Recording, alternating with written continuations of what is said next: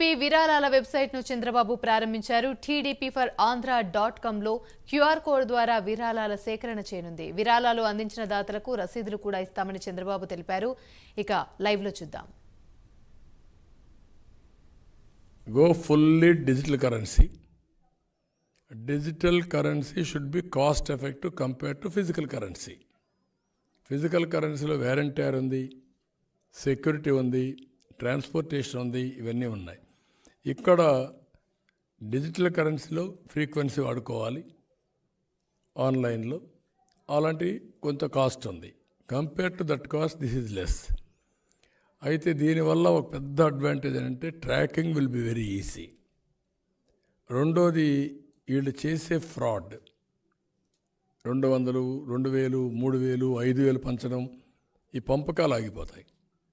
ఈ పంపకాలు ఆగిపోతే సర్వీస్ ప్రియారిటీ వస్తుంది, డెవలప్మెంట్ ప్రియారిటీ వస్తుంది, వెల్ఫేర్ ప్రియారిటీ వస్తుంది, గవర్నమెంట్ కూడా డబ్బులు ఎక్కువ వస్తాయి. అది కూడా తొందరలో వస్తుందని ఆశిస్తున్నా. అది వస్తే చాలా వరకు ఎలక్షన్స్లో ప్రచారం ఒక భాగం అయితే ప్రలోభాలు పెట్టడం ఇంకొక భాగం.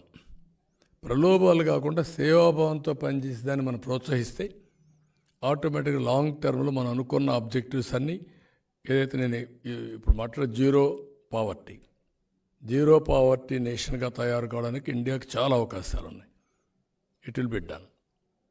సో డబ్బులు సంపాదించడమే కాదు, వెల్త్ క్రియేట్ చేయడం కాదు, ఆ వెల్త్ మీనింగ్ఫుల్గా ప్రజలకు అందుబాటులో కూడా పెట్టాలి. అట్లా కాకుండా కొంతమందే పరిమితం అయిపోయి ఒక 20 లక్షల కోట్లు, 10 లక్షల కోట్లు ఒక ఫ్యామిలీకి ఉంటే మిగిలినోడు తినడానికి 3 పూటలు తిండి లేకుండా ఫర్ డే 400, 300 కూడా సంపాదించిన పరిస్థితిలో ఉన్నారు. ఇది కొంచెం ఆలోచించాలి. దానికోసం నేనేం ఒకటే చెప్పాను, people as capital. As on today land as capital. విలేజెస్లో మీరు చూస్తే ల్యాండ్ లార్డ్ అనేవాడు పెత్తనం ఉంటుంది. ఆయన ల్యాండ్ పైన ఊరంతా ఆధారపడతారు. ఆ ల్యాండ్ లీజ్కి ఇవ్వడం, టెనెంట్స్కి ఇవ్వడం, లేకపోతే ఆయన చేస్తే కూలోని వెళ్ళడం, దిస్ ఆర్ ఆల్ ఇష్యూస్. అలాంటి సోషల్ ప్రాబ్లమ్స్ అన్నీ సాల్వ్ కావాలంటే పీపుల్ యాజ్ క్యాపిటల్గా పెట్టుకొని short term, medium term, long term వాళ్ళ ప్రొడక్టివిటీ పెంచాలి, స్కిల్ డెవలప్మెంట్ చేయాలి, వాళ్ళకి ఆపర్చునిటీస్ క్రియేట్ చేయాలి, ఆ ఫ్యామిలీ హెచ్ఆర్ డెవలప్ చేయాలి, హ్యూమన్ రిసోర్స్ డెవలప్మెంట్ చేయాలి. యంగ్స్టర్స్ బాగా చదువుకోవడం కానీ, పెద్దవాళ్ళకు టెక్నాలజీస్ అవన్నీ పెనిట్రేషన్, డ్రోన్స్ వచ్చేసాయి, drones common man is operating, agriculture revolution చేయొచ్చు. ఇలాంటి మార్పులన్నీ కూడా అడాప్ట్ చేసుకుంటూ మనుషుల్ని అనుసంధానం చేయగలిగితే వండర్స్ జరుగుతాయి. అది చేయాలి. That is only the way.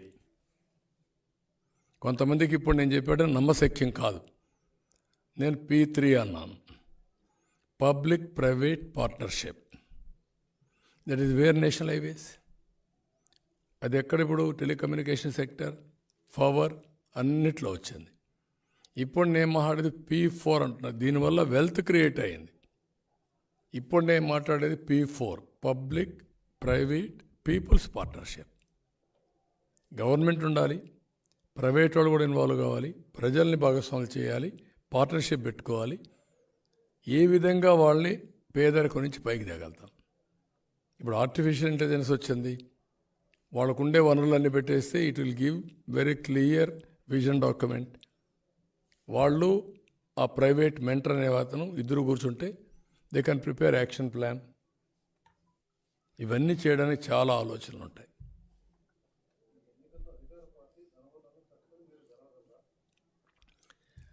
డబ్బులు, దౌర్జన్యం ఒక స్థాయి.